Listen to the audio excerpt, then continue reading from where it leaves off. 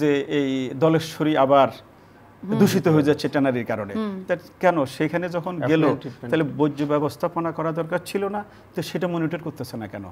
সেখান থেকে আবার কেন দলেশ্বরীর মতো একটা ভায়াবল রিভারকে কেন আপনি আবার দূষিত? আমাদের ঢাকার অনেক নদী কিন্তু গার্মেন্টস শিল্পের জন্য রয়েছে, বংশাই নদী তার একটা উদাহরণ, যে ওটা বর্জ্য ব্যবস্থাপনার জন্য। তারপরে আমরা দেখি যে কি সব খাল নদীর পানি রঙিন হয়ে গেছে, মানে নিজের নদীর পানিটা দেখেন না আপনি গাজীপুরের কথা যদি আপনি কল্পনা করেন, খাল বিল যত আছে আপনি সেখানে তো একটু নিঃশ্বাস নেওয়ার জন্য যান, আর যে নিঃশ্বাসটা আপনি নেবেন সেটাই দূষিত।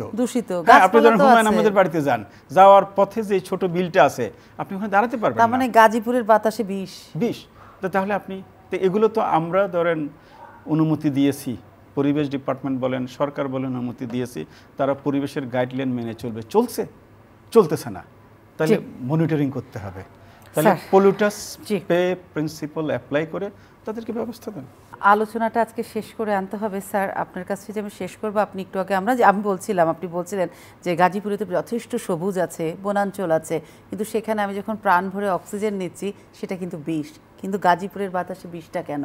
ওই যে সেখানে তো ধরেন নানা ধরনের ইন্ডাস্ট্রি, গার্মেন্টস ফ্যাক্টরি, অনেক কিছু আছে, কিন্তু আমরা যে গাইডলাইন মেনে ওনাদেরকে ইন্ডাস্ট্রি করার অনুমতি দিয়েছিলাম, ওনারা তো কেউ সেটা মানে না। তো সেটা মনিটরিং কিংবা জবাবদিহিতা না, সেটা জবাবদিহিতা তো করবে কনসার্ন ডিপার্টমেন্টের কাছে, তো ওনারা সেটা তদারকি করছে কিনা সেই প্রশ্ন। না হলে গাজীপুরের খালগুলোতে ময়লা কেন, গাজীপুরের বাতাসে বিষাক্ত গন্ধ কেন? তার মানে সেইটা মনিটরিং হচ্ছে না, সেটা অনুযায়ী ব্যবস্থা হচ্ছে না। যদি হতো তাহলে আমি গাজীপুর গিয়ে আনন্দ পেতাম।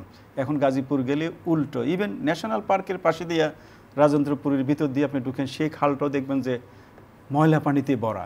আপনি একটু বালুকার দিকে যান, একটু ঢুকেন বামে, খালে মনে হয় যেন আলকাতরা আসতেছে।